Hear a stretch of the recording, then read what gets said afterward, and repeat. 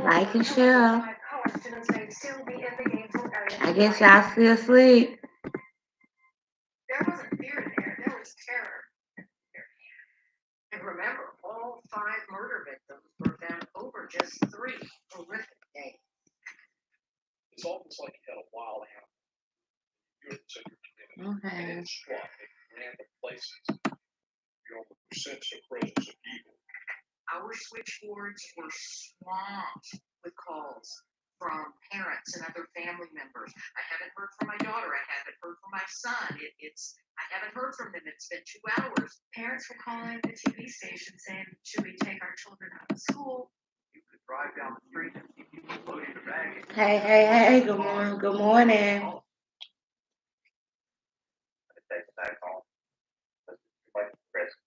A lot of people are leaving. Welcome. Our whole dorm this weekend's gonna be gone. Many haven't left town. Ain't nobody up this morning?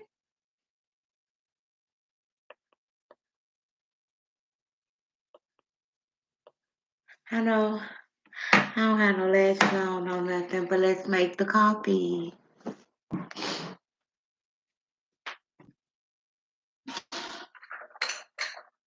Oh, shit.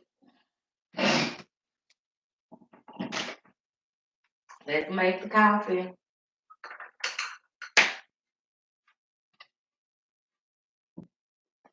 Y'all see the weight loss? Baby, look at me in my half shirts and my tights, baby. Mm-hmm. But told y'all I'll be fine tomorrow.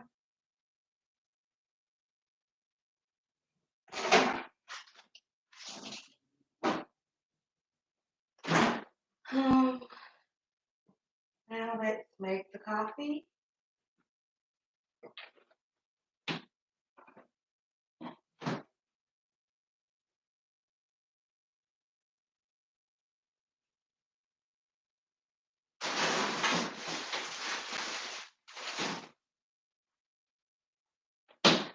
Wait, let me get my cup. I'm over here playing with y'all. We're gonna do a new different coffee cup this morning.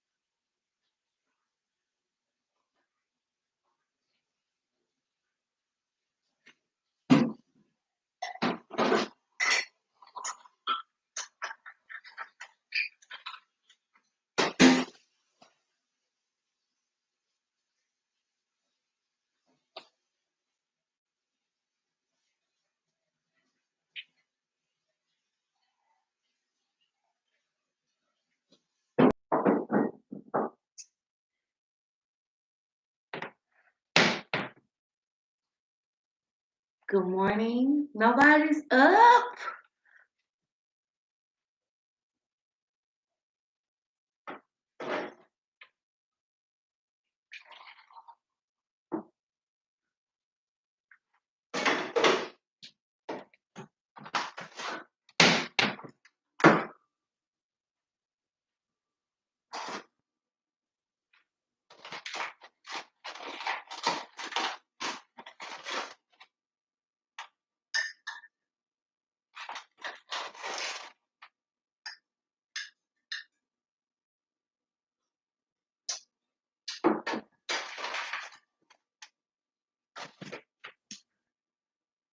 All right.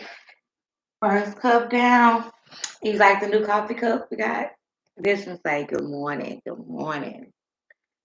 Good morning, sunshine. Y'all, let's get up. What's going on? Last night was a little rough for y'all.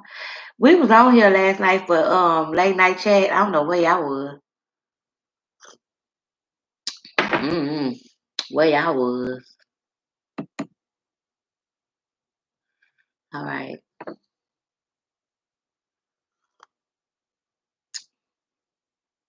My computer been tripping. All right. Y'all, let's take a break. It's just 2 minutes in. We're gonna take a little cigarette break and coffee break. I'm gonna wait for y'all to come on in.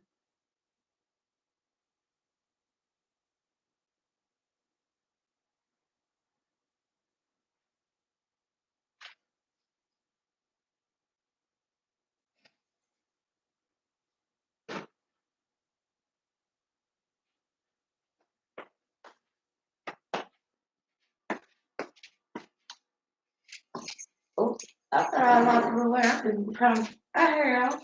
It's still a little big, but we gonna work it out.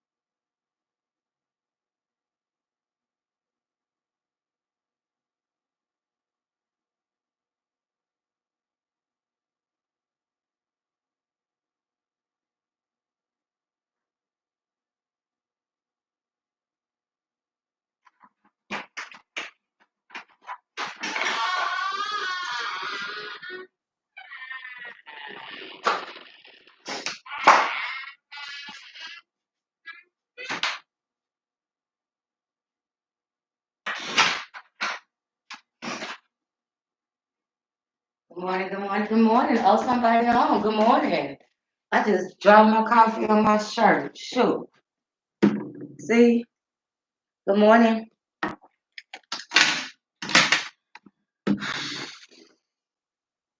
Shoot. Yes. What's up? We doing morning chat, coffee and chat. Let's watch some 2020. Oh, hold up.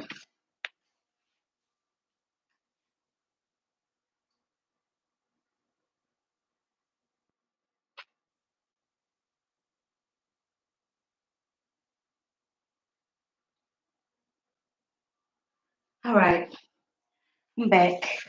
Now let's get into this 2020. This one called The Devil's Triangle. A young boy hostess.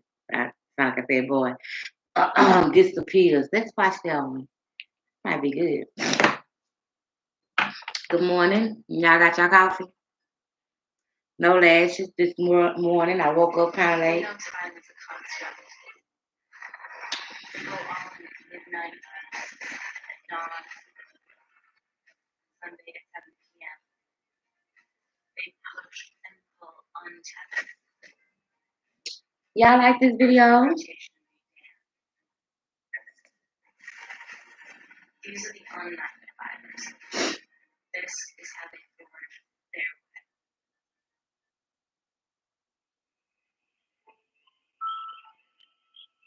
The swamps of Horry County, South Carolina, are like a black hole. All right, let's get into it. It's a place with some of the darkest, murkiest waters I've ever seen. Let's fix the pillow. Sucking mud, snakes, Got this big light.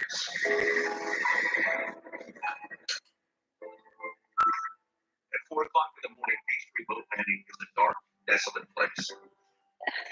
All right, we watching 2020. I don't know, some ball song. There is no reason for it to be there, abandoned. I'm gonna do bad things, doing like it's nothing. Being bad has never felt so good. Tires were not flat, windows were not busted, the doors were locked, the car seemed in good working order, there was just nobody in it. Let's pull a fresh cup. You see, they say they found a car in some woods. This story is going to end well. Let's pour a fresh cup of coffee. You know this one tastes good. The Devil's Triangle. Let's pour a fresh one though. Only a few miles from the dark swamps are these pristine beaches and the bustling boardwalks of the South Carolina coast. Myrtle Beach is about 75 miles of beach, white sandy beaches, very coastal, low-lying areas, a lot of swamps and rivers, and the intercoastal waterway connect. We have everything you want in a vacation destination. We've got the beach, we've got activities, we've got shows, we've got a lot of golf and tennis. We get 20 million tourists a year. We get a lot of transplants from the New York area, New Jersey, and then we have locals as well who have been born and raised here. The actual permanent population of Myrtle Beach is more like around 30,000. So this is still a really small town. I think it catches a lot of people off guard. I think Myrtle Beach is kind of all that's here. I call it small town USA. It's a nice little 3-block downtown. Everything's kind of that. Okay, Myrtle Beach. Let's see. When you drive in it, it's just kind of slow. Good cup. Y'all drink When I with first me. came down to Myrtle Beach to report on this story, one of the things that I noticed first was this great divide between the tourists who live on the coast and the locals who live west of the intercoastal inlet. And it was there that in December of 2013, a young woman, 20 years old, Heather Elvis, disappears. Oh, I'm shining. When people talk about Heather, So somebody they disappeared. smile because she was so full of personality. She lit up a room when she walked in. She was precious. She had a wonderful life. She has a beautiful life. She lived it the way she wanted. She made her choices the way she wanted. We've always been a tight-knit family. Everybody it does for everybody else. I would describe Heather as outgoing, free spirit, loving life. She always wanted to live life to the fullest. She loved makeup. She wanted to be in front of the camera and behind the camera and design everything that she wore in front of the I camera. meant to wash my rug yesterday when I went washing. Shoot. Boundaries when it came to dreaming.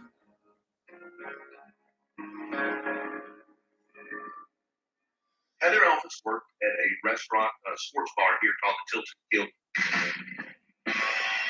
Tilted Kill is an Irish-Scottish version of Hooters. So the girls wear kilts. It's like a sports bar. So they have TVs everywhere. They have a whole bunch of different beers on tap. Heather was a hostess at Tilted Kill where I was a manager. She was friendly to everybody. She's always smiling. She had a contagious laugh that I would love to hear again. Heather and I worked at Tilted Kill together. I actually helped her get that job. I talked to the managers and said they should bring her on, that she's a really great young woman and that she'd be a great addition to the team. It wasn't the most appropriate of uniforms, but at that age, you do what you can to rebel against your parents.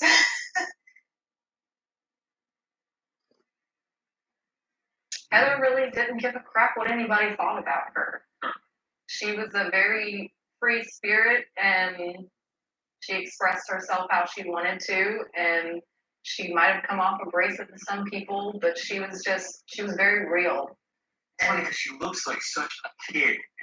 She was tiny. She was tiny. She was tiny. She was just 1 Like year old. I feel like I'm a short woman, but she made me feel tall. She was very tiny. And yet, there was a big personality. Very good personality. When you're young and Let's get to the night. That bad things are going to happen. It came out of the blue. No one expected this to happen. They found her car at 4 something in the morning. 4 a.m. on December 18th, that early morning, an Horry County police officer was on a routine patrol when he noticed that empty car in the parking lot. Y'all see, I'm gonna take my twist out. I'm doing me a fro today. With my own hair today. Put my lashes on, put my face on. I'm be better. There doesn't appear to be anything out of the normal, so he then gets back and continues patrolling. The next day, someone reported that car as a suspicious vehicle because of the length of time it had been sitting at Peachtree Boat Landing. At that time, Officer Canterbury goes down and sees the car, runs the tag. When he runs the tag, he finds it belonged to Terry Elvis. I was sitting on the living room and had a knock at the door. And Debbie went to the door. And I saw through the window that it was a county police officer. He was asking if we were missing a car.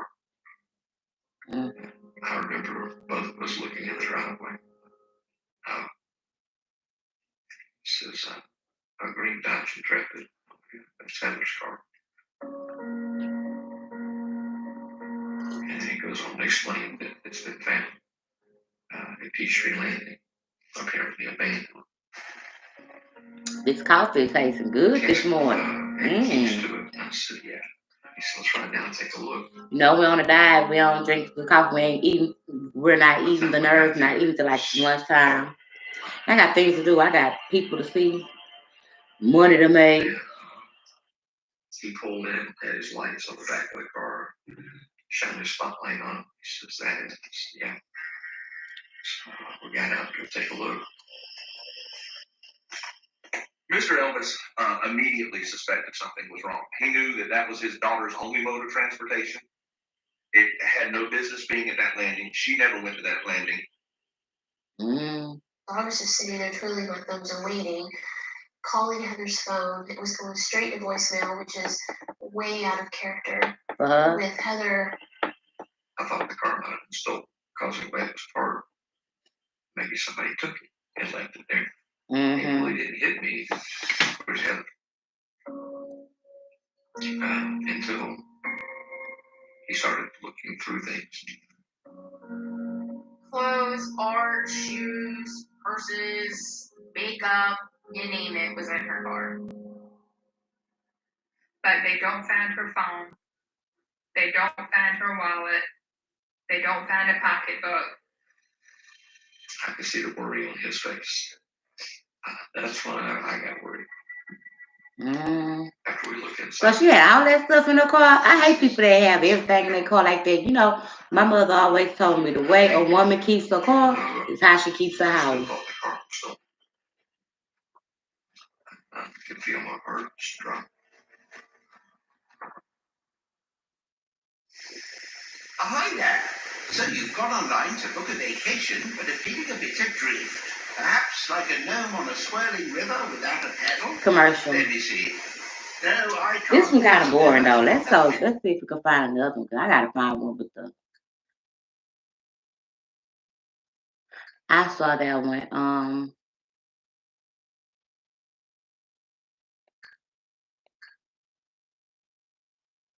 Let's see if I can find one.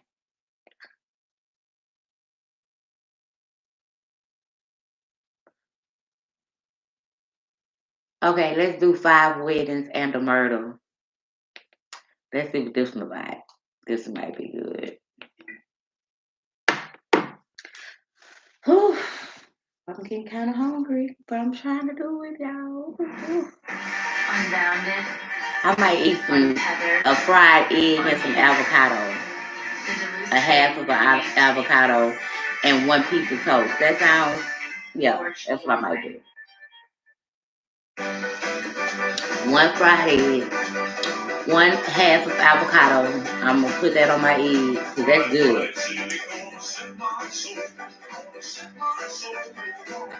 Y'all hear me? It could not have happened anywhere else other than Las Vegas. Love makes the world go round, but money greases the wheels. There's a lot going through Las Vegas.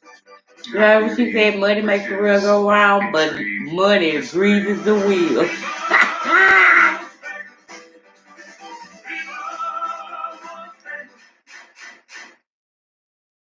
Infamous convicted killer, Margaret Rudin. Margaret Rudin locked up for about 2 decades.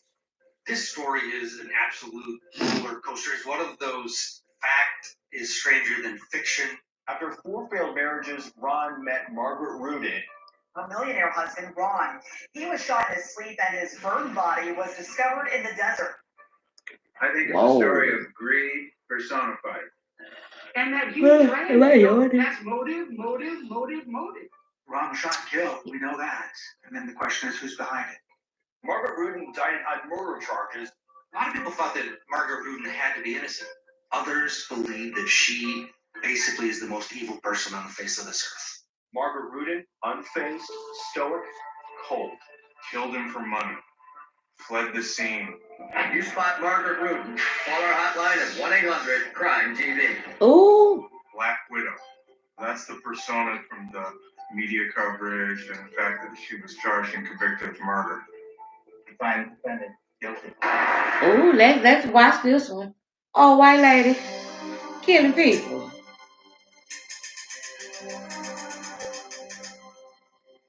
Oh my God. Just out of prison after a 20-year sentence, Margaret Rudin sat down with 2020 to tell her story and talk about how she's still fighting to clear her name. I am Margaret Rudin Mason. I did not kill Ron. They zeroed in on me. She's been locked up for the past 20 years for the brutal beheading and murder of her millionaire husband, Ron Rudin. They had no evidence. They had no witnesses. Margaret Rudin dubbed the Black Widow of Las Vegas Black Widow.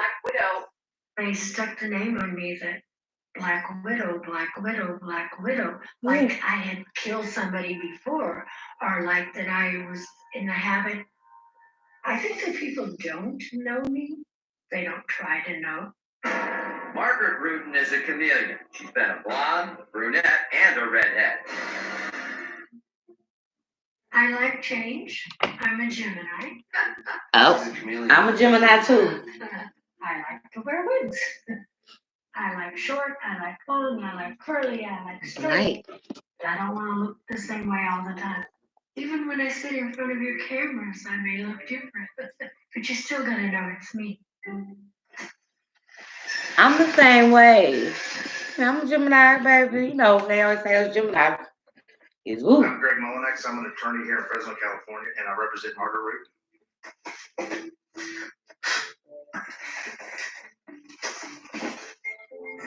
There's so many holes in this case. After going through all this stuff, considering everything, I'm convinced that Margaret Root is innocent. You think she's innocent? Even though it's circumstantial, all the evidence pointed to Margaret Root. I'm 100% convinced that Margaret was responsible for Ron's death. Ooh. It was a mystery, which, quite truthfully, to this day hasn't been solved. What happened to Ron? We still don't know. 20 years later, they never checked on anyone but me. I want the truth to come out. I waited a long time. Oh, she says she ain't really moved. starts in Las Vegas. Okay, let's get to the beginning. Got a funny feeling this gonna be a long show, boys. We're talking old school Vegas, where Frank Sinatra and the Rat Pack held Courtney Sampson himself. Oh, Lord. Tentacles. This coffee must ain't giving me a boost like I need to. Smooth. Everything was nice and smooth. But underneath that river of calmness was a torrent. Vegas was cruel. I never went to The mob Vegas. was real. They did run things. They would blow up your car. They would do whatever they had to do to make their point across. So you knew, don't screw with us because we will kill you. Pretty simple. I was into this risky, freewheeling environment that 30-year-old Ron Rudin landed in Las Vegas in 1960 with big dreams of making his fortune in real estate. Ron saw great things that could transpire in Las Vegas back then. I love this picture. It's like he's looking at you, saying, hey, I'm Ron Rudin.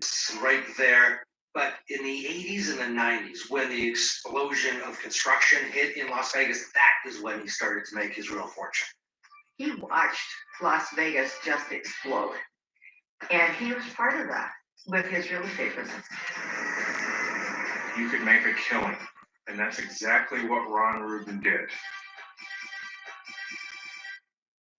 So this is old Vegas. What was Ron's reputation like around these parts? Ron's reputation, he had that it was anything at all costs to make money. He didn't like the glitz and the glitter. Ron Gruden wasn't a casino guy, but he absolutely made a name for himself in Sin City. He was one of the characters here in Las Vegas. Ron would always wear cowboy boots, dressed all in black. Ron Ruden's style was a bit flashy, if you will. With flash comes those other undercurrents. The need for power, the need to be in charge, the need to be in control. Let me get up. He loved guns. He had a huge armory full of guns, all kinds of guns. Then he had the Cadillac. Yeah. That's what he drove, the black Cadillac.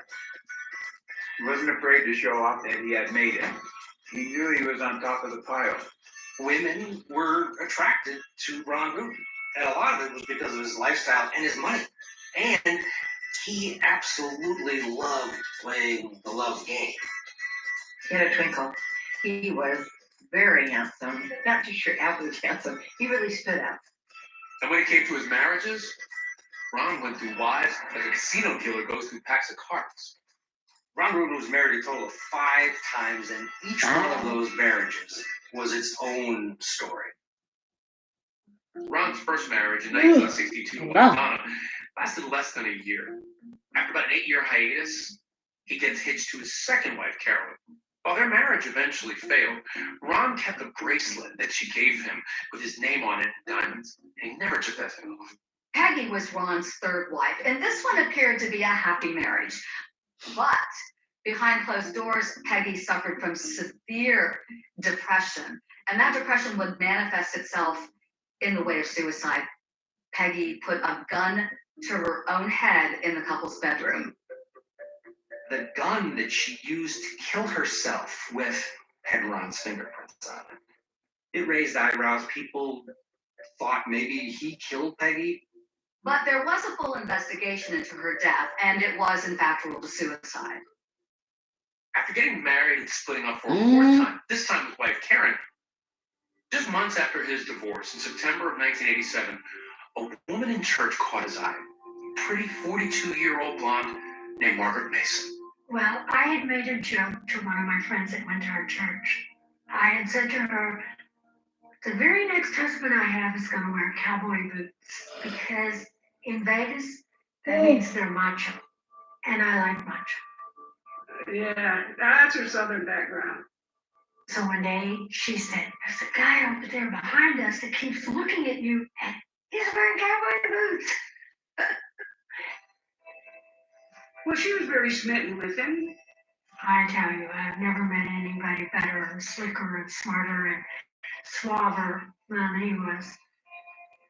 She just seemed like a really sweet person. And then I started hearing, the other stuff. She didn't really realize what she had gotten into. One night, he said to me, quietly, what would you say if I told you I murdered Peggy?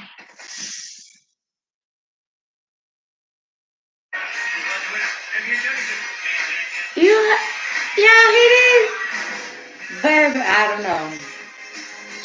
Let's go make the fried egg and avocado. I'm hungry. Maybe that'll wake me up. You see? Wait, let me show y'all. You see the change? Look at that. Body, yada, yada, yada, yada, yada, yada, yada. I still got the poo-poo. But I'm losing it, baby.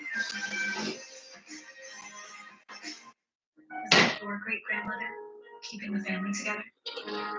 Is that your grandfather? Paving the way for change. Did they bring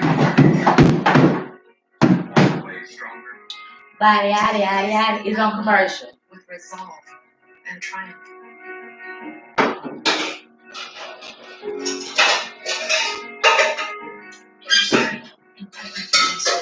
Learn more about yours. So you got online to book a vacation, but are feeling a bit adrift. Perhaps like a gnome on a swirling river with a deadly sea. No, I can't possibly imagine what that feels like. Travelocity has free cancellation on most hotels, so I'm prepared for anything that comes my way. There, I'm an expert at waterfalling. Here we go. Hold steady.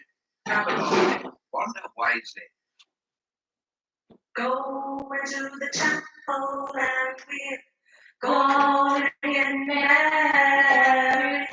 Going to the temple. I don't regret it. Egg, we about to make one egg. I'm watching it now. I'm just in the kitchen. Well, let me let y'all see me in the kitchen. I am a thing with men.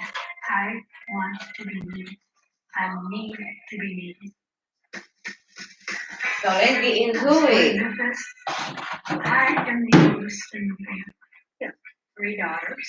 Her mother seemed like a really nice, warm person, in contrast with her dad, who I think was a strict religious guy. We could not wear shorts, wear slacks, cut our hair. You weren't supposed to do anything for pleasure. When Elvis Presley was enraged, he refused to let us go on TV because of his gyrations. She was always traveling and stuff. She went to a bunch of schools, like 10 or 15, something like that. My father was a barber. He would open in a barber shop, stay there until he got tired of the place, and so we'd move someplace else. So Margaret settled down and got married. I was married to Jerry Mason right out of high school.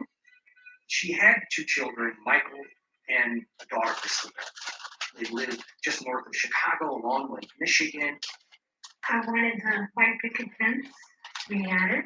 They had the dog. They had the swings. They had all the things that I never had.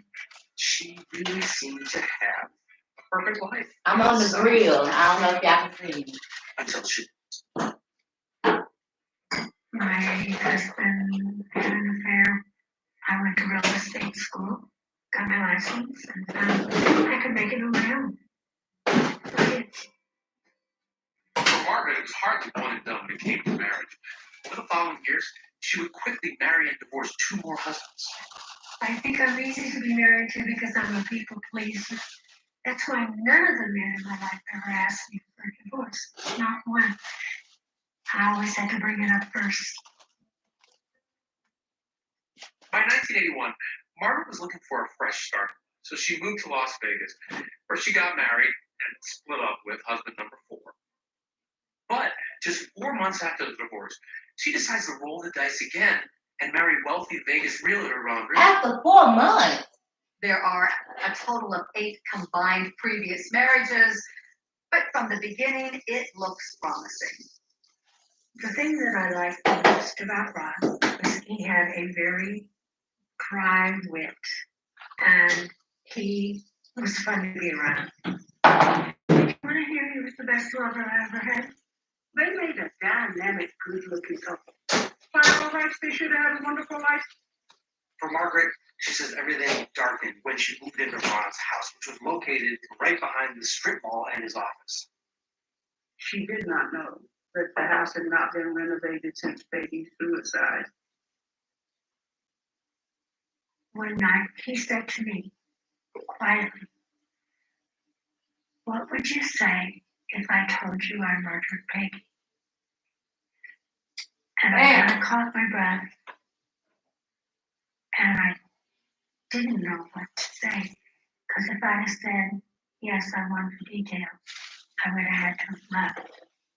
I just said, no, you're not going to relieve your guilt by telling me I don't want to know. He said, okay, and we never brought it up again. From a Is distance, she they telling looked the like a truth? perfect couple.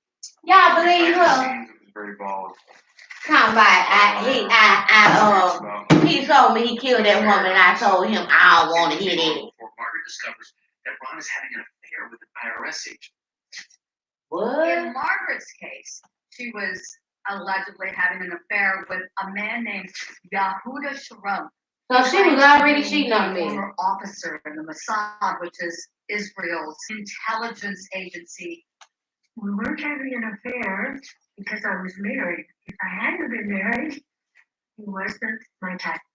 Sharon also denied there was an affair, but the mutual jealousy and suspicion all came to a head one night when Margaret says she overheard Ron talking to a woman that he dated before they got married. And we got into an argument because he didn't care that I heard the conversation. It gets to a point where Margaret pulls a gun on Ron in the bedroom. He slapped me. And so I got the gun, he wrestled it out of my hand, and I knew that was the closest to death I was ever going to get. By the look on his face, and I said, okay, that's it, I'm out of here. And he said, no, you don't have to go. I promise you nothing like that'll ever happen again. She lied. They went and had some counseling. She lied. Got to understand him a little bit better. She loved him. She really didn't want to. All right. You want to see what I made? Ron went back to get Margaret. And Good egg, fried egg, Margaret cheese, stayed with Ron and a little piece of meat, and one little piece of toast. I called I'm hungry. Margaret. Oh, I didn't do the avocado. Hold up. My money, and he says, I'm really getting nervous. I told him, you better watch your back. And to add to Ron's worries, at the time, he was knee-deep in a massive real estate development deal that he was struggling to get financed. We're up here at the Lee Canyon property that Ron Rudin owned. It's near Mount Charleston. It's about an hour outside of Las Vegas, about 8,000 feet. And Ron had hoped to make a development up here. And apparently, Ron was expecting an offer on this property. He had several monuments. All right. Project called the Retreat I'm back. Lee Canyon. All right, we added the avocado. Currently a ski resort. Let's look with the avocado now. There were questions raised about how Ron was funding his plans for an art Little avocado. at the location. Little Ron, meat. at one point, apparently, Little approached some people egg. who were affiliated Let's with go. organized crime seeking, money to help develop this place. Y'all listening to the 2020 lady? I'm listening. The Do older he that. got and the worse he was drinking, and we really started getting paranoid. He had a horrible fear of people. And he had guns, but he was still always afraid.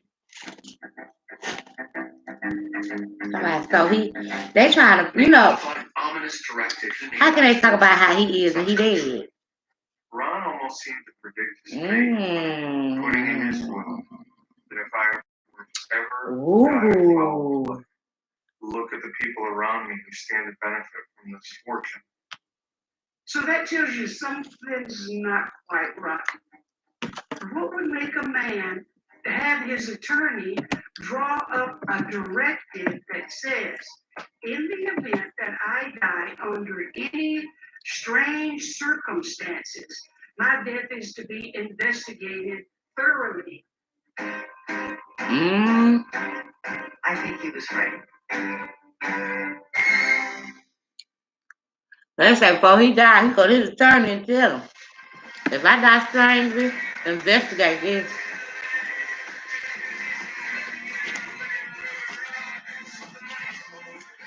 You know, I love avocado on fried egg. It give me like a red onion taste or oniony taste. I don't know. This the next bite. I put it in fours. Told you, girl, on the diet. I'm trying to eat healthy. After we eat this, we go exercise. It's time to let yourself explore the wide open beauty of Florida. Cast away your stress and soak up some peace of mind. All right, we're 40 minutes in. Let each day shine exactly the way it's supposed to. No, about an hour, I get out of here. Whatever getaway you're imagining, What time is it? you can make it real here. The scrubbing 9:30, all right. workout, scrub less with Dawn Ultra. Its superior grease cleaning formula gets to work faster, making easy work with tough messes. Dawn is a go-to grease cleaner throughout the kitchen too.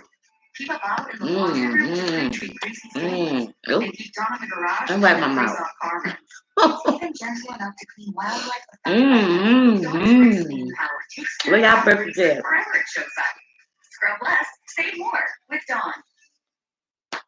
That's sad. All right, it's back on.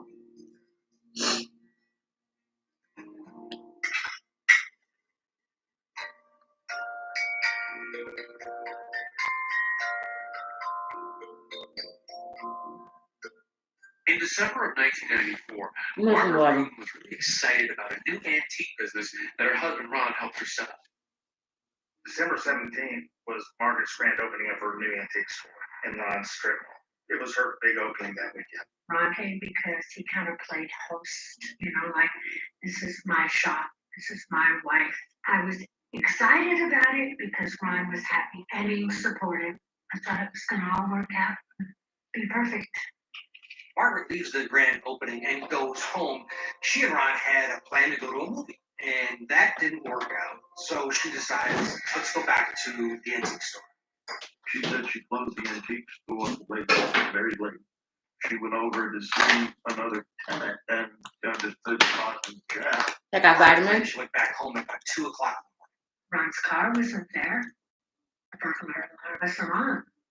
And I thought, well, that's strange. I thought, I'm so tired, I'm just going to go to bed.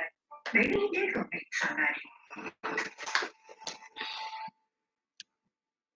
Next morning, Ron's employees get to the real estate office and there's no sign of Ron. Uniformly, all his coworkers and friends said he was in the office every morning, 8 a.m., very dependable. The fact he didn't show up was so unusual. Ron Rudin is one of these guys who tells people where he is at all times. He is never, ever missing. And now he is. I knew something he was going to be doing that most people didn't know about. He was selling the Lee Canyon property on Wednesday. So I knew that he might want to see it one last time.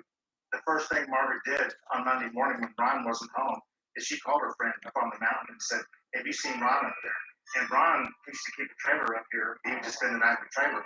And so they searched the whole property and there was no sign of Ron. she called all the relatives. She sounded very frightened, and she said, I don't know where Ron is. I don't know what to do. I don't know what's happened to us.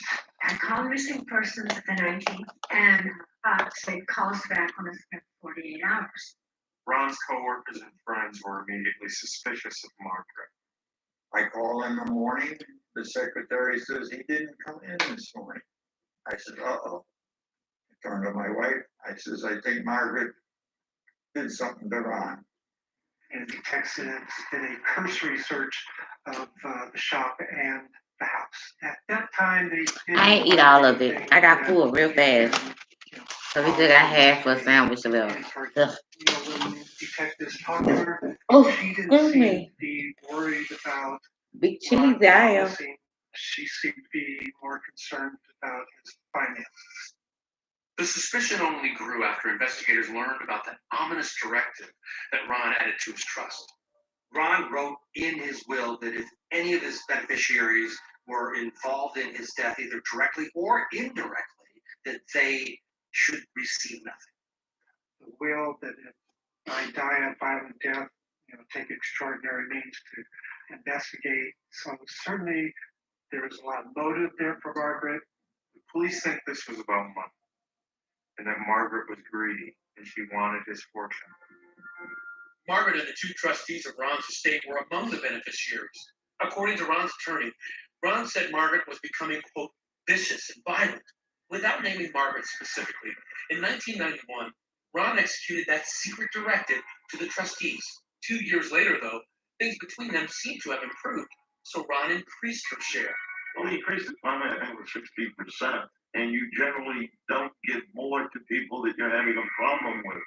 Because the cops were so focused on Margaret right out of the gate, they may have been overlooking another possible motive in Ron's disappearance, a huge Lee Canyon development project. Now, this deal that he was working on, he disappeared 2 days before he was due to settle. Well, that's motive. And so that was one of the theories early on in the case, is that perhaps that dealing, that purchase, was perhaps behind the killing of Ron Rudin. Mm. Ron Rudin is missing for 4 days, and then a huge development. We heard that they found his Cadillac. They found his car. Two Gentlemen's Club here in Las Vegas. And the significance of this place is right behind this building is where Ron Rudin's car was found. Was there anything unusual about the condition of the car when they found it?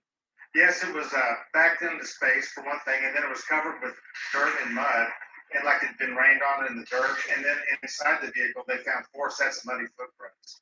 Ron was very meticulous with his car. He even hired a guy to keep his car clean. Now, I never believed that Ron driven the Cadillac to the Tapas Club. I always believed that it was placed there by someone that was involved.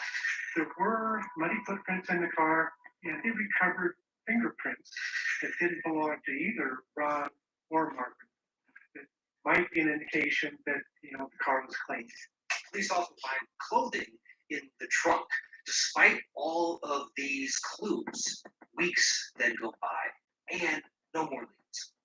Have you seen this man? He's Ron Rudin, a 64-year-old realtor well known in Las Vegas. In January of 1995, the trustees of Ron's estate put out a $25,000 reward for information leading to his whereabouts.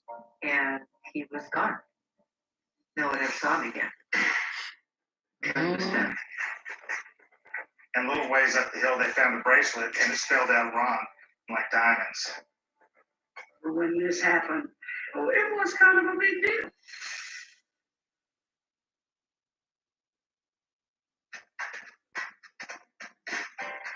Alexa, tell Roomba to vacuum in front of the couch. Experience clean in a whole new way. Now Roomba offers you personalized cleaning suggestions and vacuums exactly where you need it. By getting to know you and your home, Roomba makes cleaning easier than ever before. So say goodbye to cleaning and hello to clean. Hey Google, tell Roomba to vacuum the dining room table. Roomba and the iRobot Home app, only from iRobot. If you printed out directions to get here today, you're in the right place.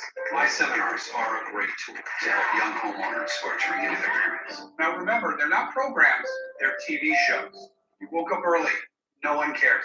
Yes. So I was using Sorry, I'm on my phone looking through my compare home insurance rates. Was I hashtagging? Progressive can't help you from becoming your parents, but we can help you compare rates on home insurance with Home Quote Explorer.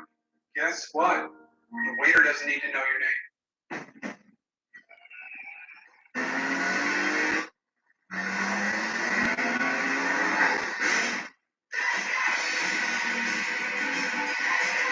Everything in our garage is inspired by our racing spirit. Racing for a great deal, a Honda Puff. Only at the Honda Dream Garage Spring.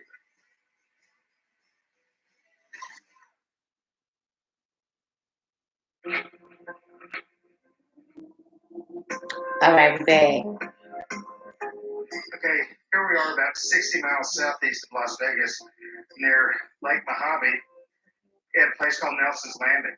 And this is where, on January 23rd of 1995, in the middle of the night, some fishermen were walking back up after it started raining. Where's my They walked blanket? up in this area.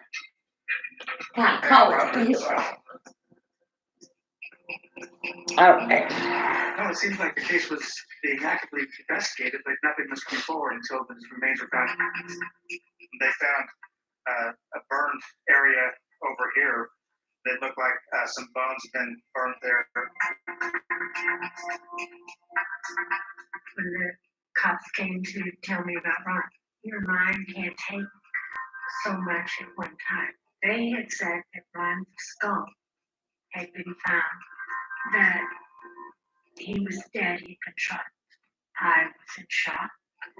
She don't sound like it. Well, that was heartbreaking. Absolutely heartbreaking. You know, to think of him that way. So, Greg, what else was found up there? Okay, well, Ryan, you're standing by where they found Ron's remains, most of them. And then up here was Ron's gold bracelet. And it was unique because it had his name Ron, R-O-N, spelled out in diamonds. And that bracelet was Ron Root. There it was, Ron, written right on it. Now, when they found the skull, it had 4 bullet holes in it, 3 in the back, and then 1 from the front. They identified the skull as belonging to Ron Rudin because the teeth on the skull were still intact. They found the burned out old trunk. There was some belts, metal belts that had wrapped around the trunk. But we believe the body in the truck had been placed there on the hill and that it had been burned. If you go and look at the way it's all laid out, it was a signal, a sign, it was left there to tell a story. The skull, the bracelet, the Cadillac, it's all left there intentionally. You know what? It's an old mob movie. They automatically assume when the spouse is killed, the other spouse is guilty. Of course, they should have investigated Margaret, but their total focus should not have been on Margaret. And that trunk they found at the crime scene, they're convinced it came from Margaret's antique shop.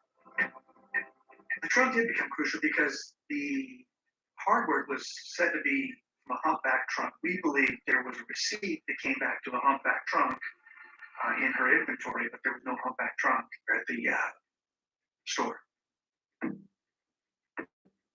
So I'm thinking about Margaret. She's slim, maybe, I don't know, 120 pounds. In your mind, would it have been possible for her to dump the body here? I don't think so. I think it would be difficult for a strong man to do it because you're talking about way up there on the hill and then dragging everything down. I don't think that Margaret could have loaded the body in a trunk by herself. I think there was someone that helped her. And they come up with her supposed boyfriend, Yehuda Sharon. So what they do is put both of them under surveillance. The theory was that Margaret shot him while he slept, and that she called Yehuda and asked him to help. He had rented his van, and he had taken the back seat out. And therefore the theory. Sharon's story was he was going to go to his part-time job in California. He ended up turning around and coming back to Las Vegas. When you look at how much mileage Sharon had put on that rented van, could his story that he went partway to California be true, or did he go to Nelson's Landing? Either's possible. Yeah, Mr. Sharon had an alibi. He claimed he had nothing to do with it, and his girlfriend at the time told investigators that she was with him the weekend that Ron was reported missing. It all checked out. There's no proof of Yehuda's involvement in this. He portrayed this as a witch hunt. You know, that they were out to get Margaret, and he got sucked into this. And I have no proof of that. I'm convinced that he had far more knowledge than he let on. You can see how they looked at things and they tried to fit it in their narrative. Oh, well, Cher's antique store. And he rented van. Oh, he must have been involved in it, even though he had an alibi.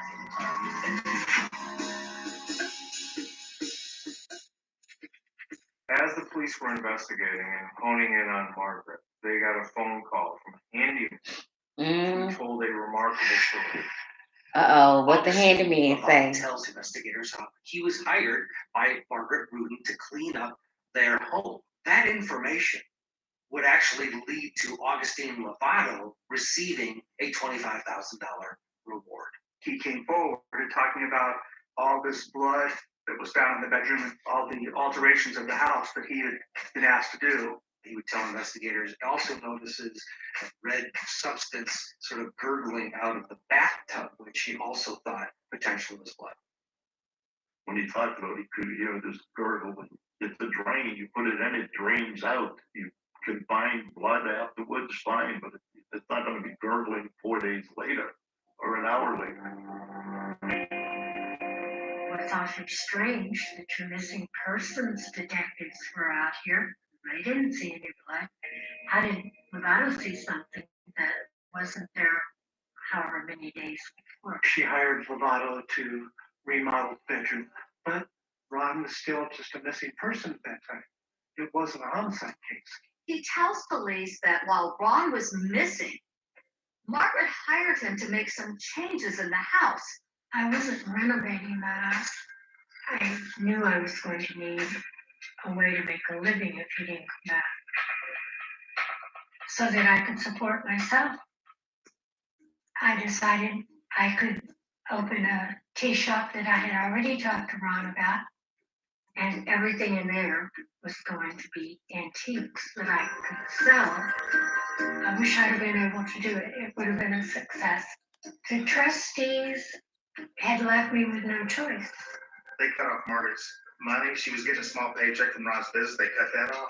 The trustees named in Ron's will justify it by saying they're simply carrying out Ron's specific directive that no one gets any money who caused his death by violent means.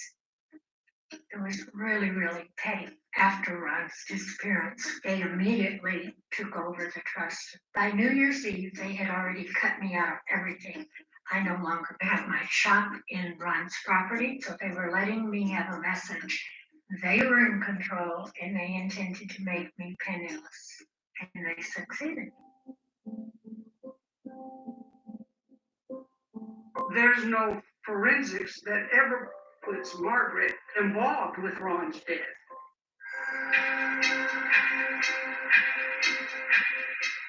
As the criminal investigation continues, almost 2 years since Ron's murder, something happens. The one piece of physical evidence that investigators desperately need miraculously shows up. What? Oh, gone commercial. Dinner. That looks good. You know what? But I don't have no. I got shrimp. I'm looking at. They got some broccoli, some pasta, some shrimp. Focusing on your five senses. I might make me a pasta sauce. Do you hear me? But I don't know how to make the sauce too What do you good. smell? How's it taste? Here's to better, wonderful dinner routine. Go to HelloFresh.com and use I might do that. Spaghetti, cut up me some broccoli, some shrimp, put a little cheese in there. But I don't know how to make the sauce. Halo provides trackable challenges and experiments. I'm gonna find a way. That sounds good and healthy. Like getting steps in during phone calls. Sleeping better by napping less. Shout out to my one person that's watching, be watching with me. Shout out to you. You the realest. The way you did. Audible is the best place to listen. And now with Audible Plus, stream exclusive originals, popular audiobooks, binge-worthy podcasts. All right, we about to get off. It's an hour in now. No, I don't say no more than an hour. We gotta finish this right, though. Go to audible.com today. Tonight's matchup, me versus the ugly fender bender. If I can eke out a win, it's going to be a miracle, baby. It wouldn't be a miracle because Geico gives you a team of experts to help manage your claim. Geico is awesome, baby. Geico.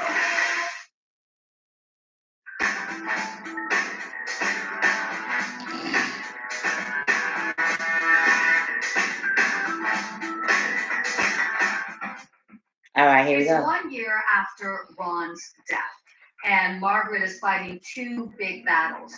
One, the trustees of her husband's estate, his $12 million estate, are keeping her from getting any money. Secondly, she's under suspicion for murder. And she's just being bled dry. I mean, she's got no income. They're trashing her name everywhere. The newspapers even were saying, first time a murder case is going to be settled in a civil trial against Margaret Rudin. It was right before she was to testify. From a criminal perspective, we were really looking forward to her testimony. That was going to be very, very telling. If the trustees can convince the civil courts that she, Margaret, in fact, is responsible for the death of her husband, she will not be entitled to any of the $12 million.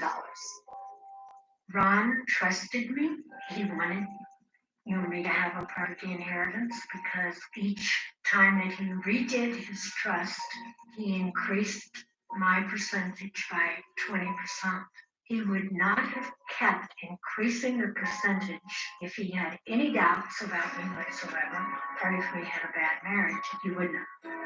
The battle ends up just basically fizzling out. Margaret ends up settling for $600,000. And if you take out the $429,000 that she owes her attorneys, Oh, she ain't get nothing. far cry from the millions that she was set to inherit if indeed he had died of natural causes or she wasn't under any suspicion. This was a very tricky investigation, and the police struggled for a long time to discern exactly how Ron was murdered. And they suspected he'd been shot while he was sleeping. They never had the murder weapon.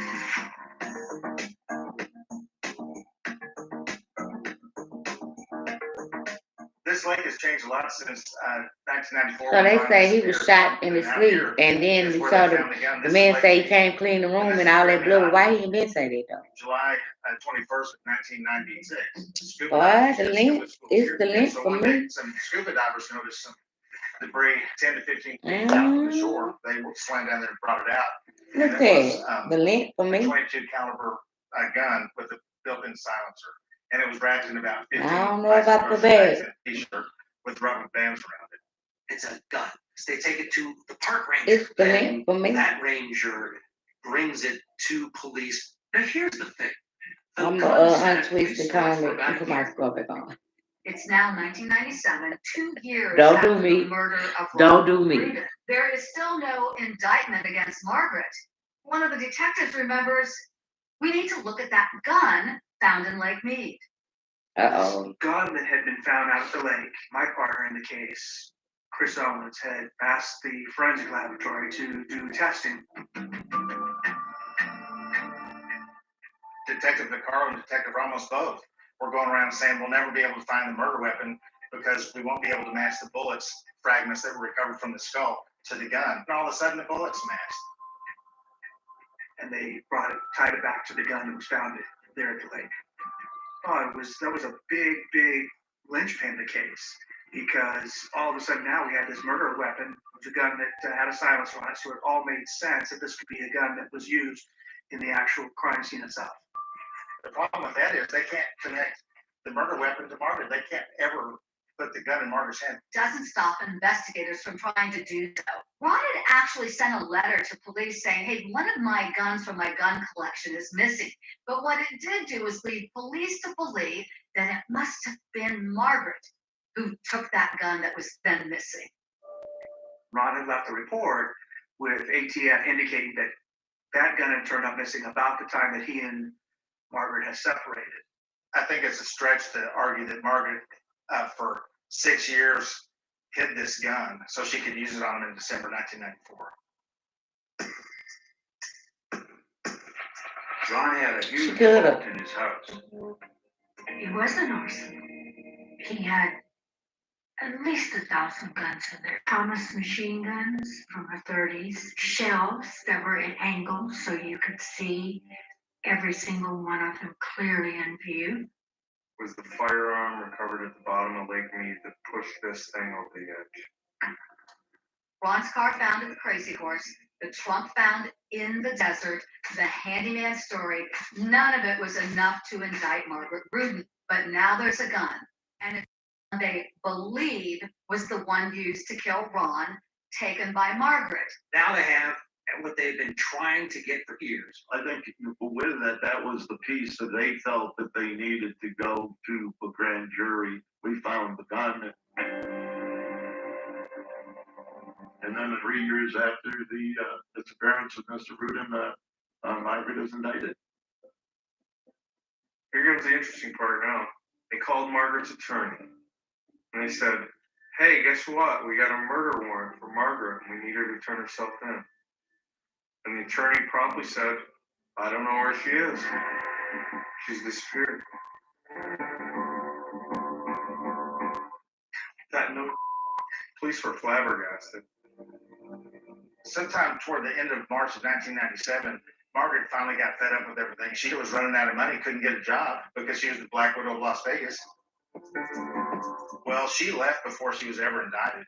And there's no crime about leaving and going anywhere if you're not under indictment. Margaret got scared. She could tell it wasn't going in a good direction for her. At that time, I think I was so ready for a nervous breakdown, I didn't think that far ahead. I just wanted to get out of it. She went on the lam. You spot Margaret Rudin. Call her hotline. She outsmarted all of them. She knew how to stay alive. That's because she was a white I woman. told you what happened next. You would Now, if that had been a black woman, she wouldn't have been able to get away with it. How about they can't find it? It was hard to find. Okay. All right, guys. It's an hour. I got to get myself ready. You know, I have to go. This day. Okay. I want to thank you guys for watching. Come back tonight. You know how we do. My stuff up. Y'all know how we do late night. I'm gonna do it at 8. Come back at 8 tonight.